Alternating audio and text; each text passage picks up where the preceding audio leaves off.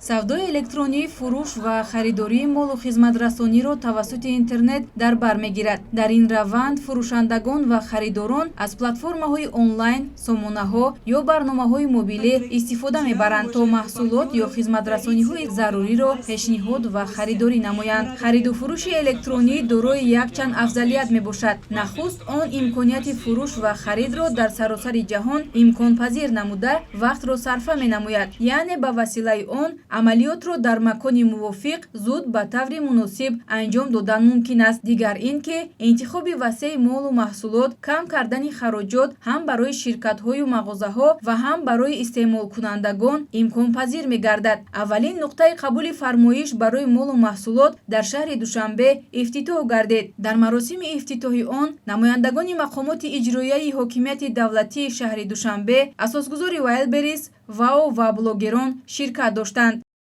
Я очень рада, что сегодня, в День города, мы открываем первые два пункта выдачи в Душанбе, и завтра у нас откроется первый пункт выдачи в Худжабе. Я считаю, что то, чем стала наша компания, это в первую очередь заслуга наших замечательных покупателей, наших клиентов.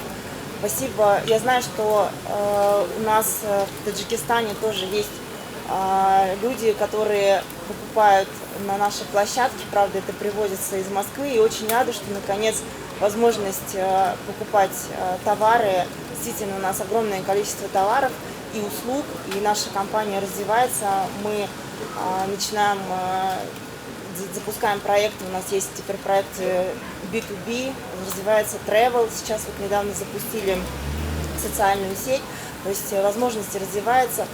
И я очень рада, что теперь жителям Таджикистана тоже это все доступно. И очень рада, что мы нашли партнеров. Огромное спасибо нашим партнерам. Мы совместно с DC Market сегодня решили подарить городу небольшой такой подарок в знак уважения народу, стране и городу. И сегодня в парках проводятся празднества, будут концерты. И несмотря на то, что непривычная, наверное, для города такая погода, я считаю, что это хороший знак, потому что в России говорят, что дождь это к деньгам. И я хочу пожелать вам и нам огромного успеха. Сегодня наш любимый Душанбе празднует свой День города. И в этот день мы открываем первые пункты выдачи в Таджикистане. Мы открываем не просто сервис, а открываем... Это первый шаг к развитию инновационных технологий электронной коммерции в Республике Таджикистан. Wildberries дает большие возможности для развития малого предпринимательства, и тысячи людей могут регистрироваться на нашей платформе. Мы сейчас над этим работаем. Сначала у нас будут доступны покупки. Мы сейчас работаем над тем, чтобы у нас селлеры могли зарегистрироваться, развивать свой бизнес и расти, и развиваться вместе с нами. Настоящая радость, но и в то же время ответственность за то, что мы стали частью этой истории. Хотел бы поблагодарить всех, кто причастен к этому успеху и помог нам этому дню случиться. ба муносибати ифтитоҳи аввалин нуқтаи мағозаи интернетии Wildberries дар Тоҷикистон дар боғҳои фарҳангу фароғатии Куруши Кабир ва боғи Фирдавсии шаҳри Душанбе барномаи фарҳангӣ фароғатӣ баргузор шуд. Айни ҳол Wildberries дар кишварҳои Арманистон, Беларус, Қазоқистон, Қирғизистон, Узбекистон, Гурҷистон фаъол аст. Шурӯъ аз имрӯз сокинони Тоҷикистон метавонанд дар замимаи расмӣ ва сомонаи Wildberries TG аз шаҳрҳои Душанбе ва Хуҷанд молу коло фармоиш диҳанд. Мизоҷон дар Тоҷикистон ба маҷмӯи пурраи маҳсулоте ки дар Wildberries пешниҳод шуданд дастрасӣ пайдо мекунанд. Акнун сокинони мамлакат тариқи ин мағозаи интернетӣ ки беш аз 8 миллион номгӯи молу коло аз ҷумла либос, маҳсулоти ороишӣ, доруворӣ, ашёи рӯзгор ва молҳои кӯдаконаро дар феҳристи худ ҷой кардааст, харидорӣ намоянд. Барномаи савдои электронӣ дар Ҷумҳурии Тоҷикистон барои солҳои 2025-2029 бо мақсади таъмин намудани рушди ҳамаҷонибаи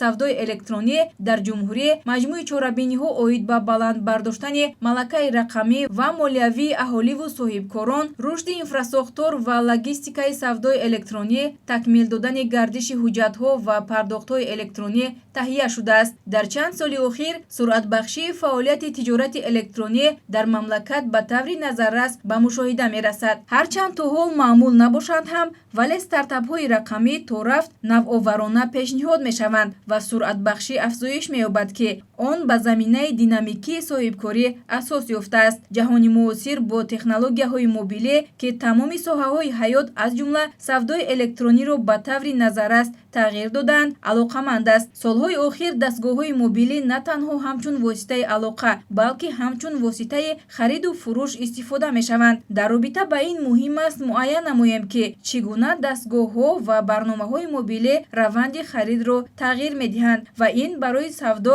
чӣ гуна имконият фароҳам меорад. яке аз омилҳои муҳиме, ки ба ин раванд суръат бахшидааст, рушди низоми пардохтҳои мобилӣ мебошад. хизматрасониҳо ба монанди QR пардохтҳо ё аз тариқи ҳамёнҳои электронӣ ба муштариён имкон медиҳад, ки давоми чанд сония арзиши молро пардохт кунанд. ин ба муштариён имкон медиҳад, ки роҳат ва бехатарии харидҳои худро ба таври назаррас афзоиш диҳанд, эҳтимоли хатоиҳоро коҳиш дода, раванди пардохтро содда намоянд. аз ин хотир технологияҳои мобилӣ ҷузъи ҷудонашавандаи ҷаҳони муосир ва савдои электронӣ мебошанд. онҳо раванди муқаррарии харидро ба таври назаррас тағйир дода, онро осон, тез ва дастрастар карданд. таъсири равшантарини технологияи мобилӣ ба тиҷорати электронӣ афзоиши назарраси дастрасии харид мебошад. акнун истеъмолкунандагон метавонанд бо истифода аз телефонҳои мобилии худ на танҳо аз хона ё корхона, балки дар ҳама ҷо маҳсулот ва хизматрасониро